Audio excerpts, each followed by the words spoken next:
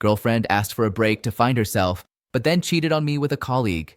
Now, a year later, she lost everything and begged to move back in with me after no one is helping her. I am a 31-year-old male. My former girlfriend, Maya, is 26. We were in a relationship for 5 years, and for the last 3 of those years, we lived together in a townhouse I am the primary tenant on. Our relationship, from my perspective, was stable. We had routines, shared future plans, or so I believed. And while no relationship is entirely without its minor disagreements, I felt we were a solid unit. We had integrated our lives to a significant degree, sharing friend groups, holiday traditions with families, and the day-to-day rhythm of a long-term partnership. This context is important for understanding the subsequent events and my current dilemma. The situation began to unravel approximately 8 months ago. Maya approached me one evening expressing a sense of personal confusion and a need to find herself.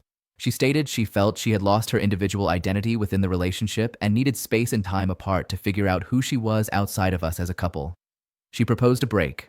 I was, to put it mildly, shocked. This was not something I had anticipated. I asked for clarification on what a break entailed. Did it mean seeing other people?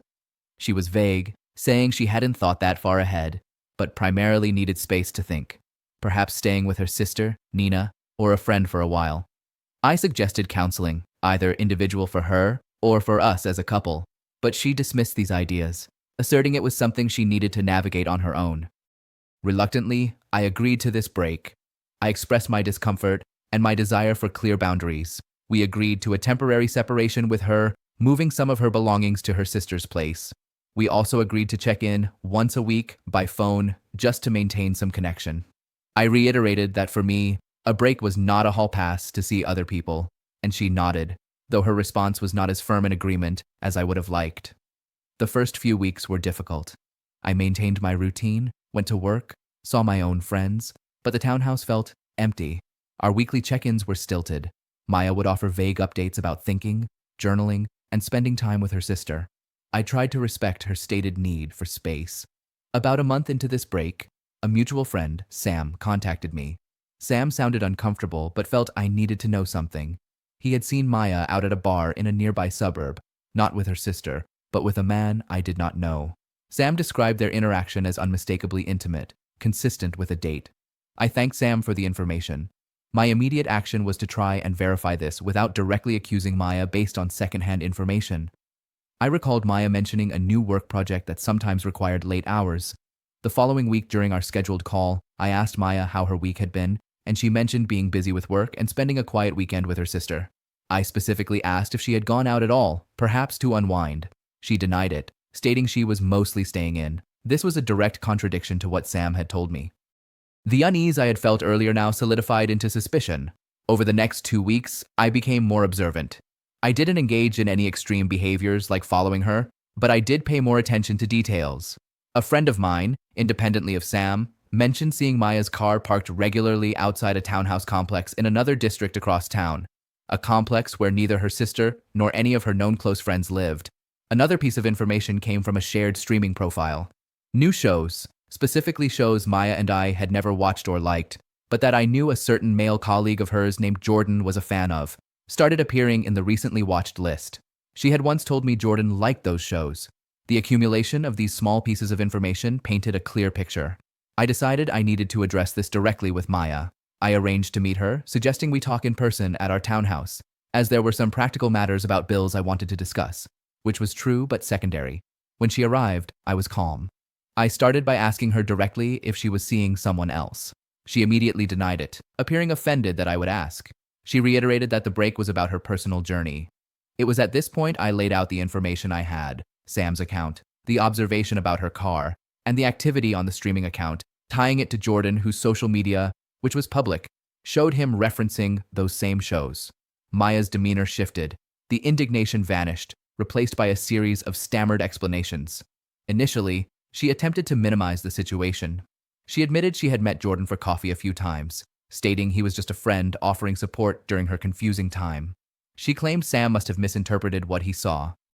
As I calmly presented the inconsistencies, her story began to crumble. Eventually, she admitted that she had been seeing Jordan. She confessed that their relationship had become physical shortly after the break began. She tried to justify her actions, stating she was lonely, confused, and that Jordan had provided an escape and made her feel seen in a way she claimed I hadn't in a long time. This, of course, was hurtful, as these were feelings she had never directly communicated to me before asking for a break. She insisted it wasn't planned, and that she still cared about me. I listened to her explanations without interruption.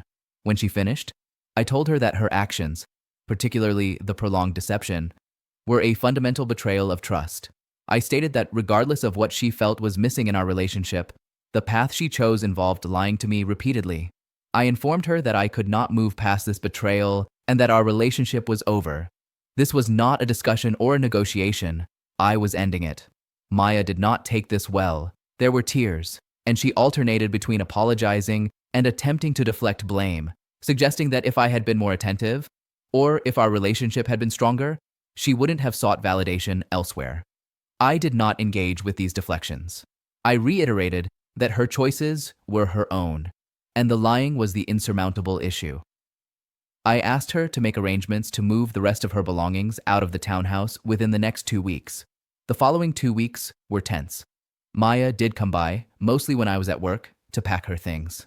There were a few instances where we were both present, and she attempted to re-engage to make me reconsider, suggesting couples therapy now, a suggestion she had dismissed when I initially offered it. I remained firm. I told her that therapy could not undo the deception or the affair. She moved the last of her things out a day before the 2-week deadline. Her sister Nina helped her. I had a brief, civil interaction with Nina, who looked uncomfortable but did not say much. Once Maya was gone, I changed the locks the next day. In the weeks that followed, I focused on my own well-being. I informed my close friends and family about the breakup, providing a brief, factual account of what had transpired. Some of Maya's friends, who had only heard her version of the break, initially reached out to me, expressing confusion or even suggesting I was being harsh. I calmly explained my side, and most understood. I blocked Maya's number after a series of late-night calls where she was emotional and sometimes accusatory. I also unfriended and blocked her on social media platforms to create necessary distance for myself.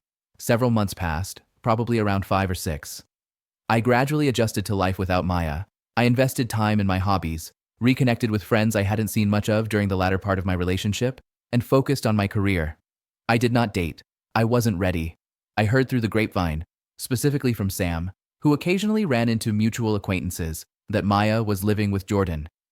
Their relationship seemed to be progressing, at least from outward appearances. I accepted this and continued to build my own life. I felt I had handled a difficult situation with integrity and was slowly healing from the betrayal. About 3 weeks ago, the situation took a new turn. I received a call from an unknown number. I answered, and it was Maya. Her voice was strained, and she sounded distressed. This was the first direct contact I'd had with her in months. She began by apologizing profusely for everything that had happened and for the pain she had caused. Her apology now sounded different, more desperate than her previous attempts. She then explained her current circumstances. Jordan had ended their relationship abruptly about a month prior. Apparently, the reasons were not entirely clear to her, but he had asked her to move out of his apartment, which she did. Simultaneously, her job situation had deteriorated. She worked in a role that had some project-based components, and a major project had ended. Her employer had not renewed her contract, citing economic reasons. Though Maya suspected her breakup with Jordan, who was somewhat influential in her professional network, might have played a part. She had been job searching for weeks, with no success. As a result, Maya was now effectively homeless. She had been staying on a friend's sofa for a couple of weeks, but that arrangement was ending. She had depleted her savings. She told me she had reached out to her sister, but Nina's living situation was complicated with a new baby and limited space, and she could not offer more than very temporary shelter for a night or two. Her parents, she said, were not in a position to help significantly either, for various financial and health reasons. She then made her plea. She asked if she could come home, referring to my townhouse. She said it would only be temporary, just until she could get back on her feet. She promised to find a job, any job, and contribute, and that she would not be a burden. She emphasized our 5-year history, our shared memories, and how I was the only person she felt she could turn to who might understand or show compassion. She said she had made terrible mistakes, but was now paying a heavy price and just needed a lifeline. When I sounded hesitant, she also asked if I could at least lend her some money to secure a room somewhere or to cover her expenses for a short while. She was crying for a significant portion of the call. I did not give her an answer immediately. I told her I needed to think. Since that call, she has sent several long text messages reiterating her plea, describing her hardships, and appealing to my sense of empathy.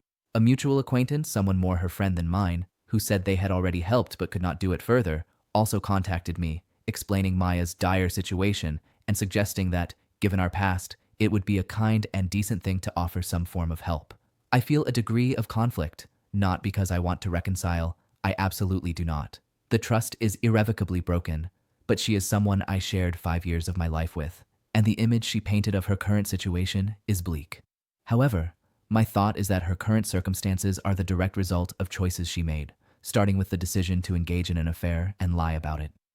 So, Reddit whip, if I refuse to let her move in, even temporarily, and refuse to provide her with any significant financial assistance, I am considering telling her that while I acknowledge her difficult situation, I am not able to help her in the ways she is asking and that she needs to find other solutions. My reasoning is that I am not responsible for her current predicament, and reinserting her into my life, even in a limited capacity, would be detrimental to my own well-being and the peace I have managed to build since our breakup. I also believe that offering significant help might blur boundaries I have worked hard to establish and could be misconstrued as an opening for further appeals down the line. Update 1. Thank you to everyone who took the time to read my original post and offer their perspectives. The volume of responses was unexpected, and I read through a great many of them. The general consensus, along with some very pointed private messages, was incredibly helpful in solidifying my own thoughts and resolving the internal conflict I was experiencing. Many people asked for additional details or made assumptions I'd like to clarify. Maya's reasons for the break. Her stated reasons were vague, centering on finding herself and feeling lost. She never expressed dissatisfaction with me or the relationship directly before asking for the break. It was presented as an internal journey she needed to undertake alone. I now believe this was likely a pretense, or at least not the whole truth, given how quickly she became involved with Jordan. Maya's apologies. Before her current desperate situation, her apologies during the breakup were often coupled with justifications or blame shifting. For example, "I'm sorry, but you were distant," or "I'm sorry, but Jordan gave me attention I wasn't getting."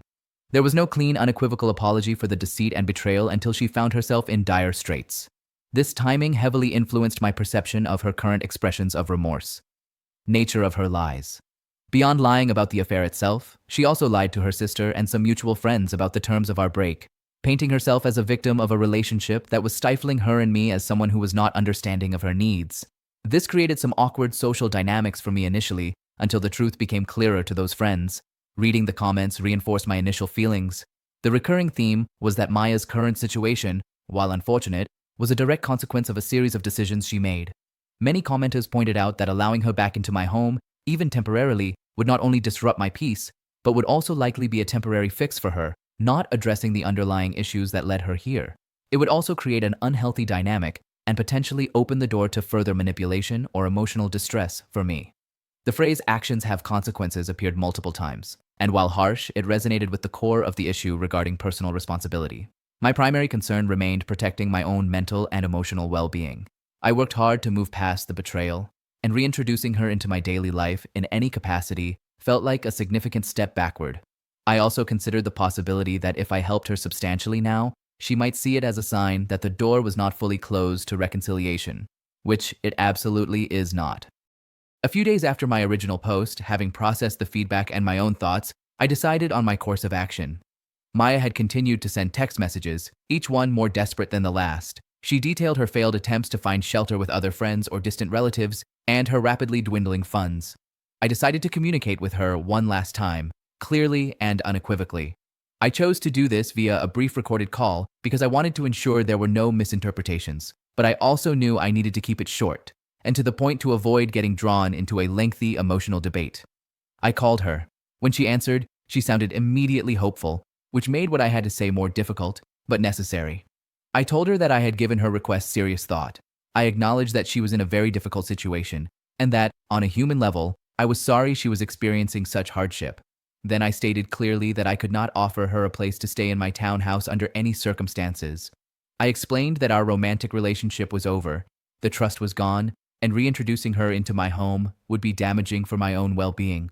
I also told her that I was not in a position to provide significant financial assistance. I explained that I felt her current circumstances were a result of choices she had made, and while I sympathized with her plight, I was not responsible for resolving it for her. I suggested she continue to explore all possible social services, aid organizations, or any family members she had not yet approached. I did offer one very small, impersonal gesture. I told her I would be willing to send her a grocery store gift card for a modest amount, enough for a few days of food, as a one-time act of goodwill with no strings attached and no expectation of it being a start to further support. I told her this was the absolute limit of what I was willing or able to do. Maya was silent for a long moment after I finished speaking. Then she began to cry.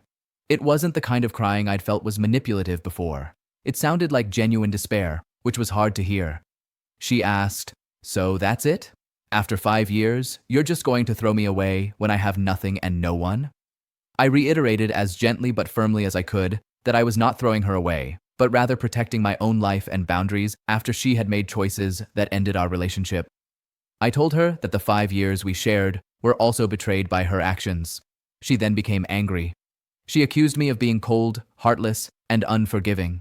She said she had hoped I was a better man than that.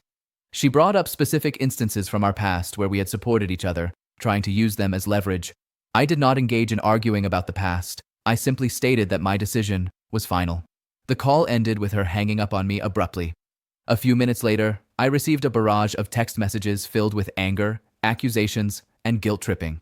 I read the first few and then decided not to read anymore. I did not reply to them. As per my offer, I did purchase an e-gift card for a local supermarket chain and texted her the code and PIN with a simple message as discussed. "I wish you the best in finding a solution." She did not acknowledge receipt of the gift card via text. I saw a few days later, through the card's balance check feature online, that it had been fully redeemed. I also informed the mutual acquaintance who had previously contacted me on Maya's behalf of my decision and my reasons, asking that they respect my position and not act as an intermediary moving forward. This acquaintance expressed disappointment, but said they understood. In the immediate aftermath of that final conversation, I felt a mixture of things. There was a sense of sadness that a 5-year relationship had ended in such a painful way for both of us, even though she was primarily responsible for its demise. But overriding that was a sense of relief that I had stood firm and protected my boundaries. The situation was distressing, but I knew I had made the right decision for myself. Update 2. It has been approximately 9 months since my last update, and just over a year since I made the original post, seeking advice on how to handle my ex-girlfriend Maya's plea for help. A fair amount of time has passed, and the situation has, in some ways, found its own resolution, albeit not a pleasant one for Maya. After my last communication with her, where I offered the grocery gift card and then blocked her number, I had no direct contact with her for several months. I focused on my own life, continued working, and maintained the boundaries I had set. News about Maya reached me rarely through a few different people. The mutual acquaintance who had initially advocated for her eventually ceased communication with me about Maya, respecting my wishes. However, another old friend who is more connected to her wider social circle occasionally shared updates, not to solicit help from me, but more as an observation of the unfolding situation. From what I gathered, Maya's situation did not improve rapidly. She apparently stayed with a series of different acquaintances for very short periods, never managing to secure stable housing. The job market remained tough for her, or perhaps her lack of a stable address and the stress of her situation made job hunting more difficult. There were mentions of her attempting to get assistance from various social programs with limited or slow success. About 4 months after my last update, so about 7 months after the original post, I heard that Maya had managed to find a room to rent in a shared house in a less expensive part of a nearby city. She had also apparently found some part-time, inconsistent work in the service industry. It was far from the career she had before, and the pay was minimal, but it was something. For a while, I heard nothing more and assumed she was perhaps slowly rebuilding. However, roughly 2 months ago, so about 7 months into her new stability, I received an unexpected email from her sister, Nina. I had not spoken to Nina since the day she helped Maya move her things out of my townhouse. Nina's email was brief and to the point. She informed me that Maya had lost her part-time job due to unreliability and subsequently had been evicted from her rented room, as she could no longer pay the rent. According to Nina, Maya had then exhausted all her temporary housing options with friends. Nina wrote that Maya had been struggling significantly with her mental health, was deeply depressed, and had been refusing any suggestions to seek professional help or connect with more robust support services. She mentioned that Maya had briefly stayed with her and her husband again, but Maya's volatile emotional state and lack of effort to improve her situation had put an immense strain on their household, especially with a new baby. They had eventually asked Maya to leave after a particularly difficult incident, the details of which Nina did not share. Nina was not asking me for anything directly. She stated she felt I had a right to know, given our past history, and also because Maya had apparently been mentioning my name again, wondering aloud if I would help her if she truly apologized enough. Nina wanted to make it clear she was not endorsing this and was at her wit's end. She finished the email by saying Maya was, as far as she knew, now staying in a women's shelter in her city, and that the family was very worried, but felt powerless to change Maya's trajectory without her taking some responsibility. I replied to Nina, expressing my sympathies for the family's difficult position and for Maya's struggles, but I reiterated that my stance from a year ago had not changed. I stated that while the news was saddening, I was not in a position to intervene or offer support to Maya, as this would ultimately not be healthy for either of us. Nina replied, saying she understood and thanked me for my honesty. I have not heard anything further since that exchange 2 months ago. Maya has not attempted to contact me directly, likely because she has no current means to do so easily, or perhaps she has finally accepted my previous decision. Her life has clearly taken a very difficult path since her choices led to the end of our relationship and her subsequent breakup with Jordan. The crash that I referenced in my original post seems to have been deep and prolonged. As for myself, the past year has been one of continued healing and moving forward. I have maintained my boundaries. My life is stable. I have been able to put the entire painful episode behind me. Though hearing about her ongoing struggles does evoke a distant sense of sadness for the person she used to be, or who I thought she was, it does not change my resolve. This will likely be my final update on this matter. The situation with Maya, from my perspective, is closed. Her choices led her down a path, and while it is a harsh one, it is one I am not responsible for, nor can I alter. I stood firm in my decision not to become entangled in the consequences of her actions, and I do not regret that decision. It was necessary for my own well-being. Thank you to the Reddit community for the initial advice and for providing a space to articulate the situation. It was genuinely helpful during a difficult time. I hope Maya eventually finds the help she needs and chooses to rebuild her life. But that journey is hers, and hers alone, to take.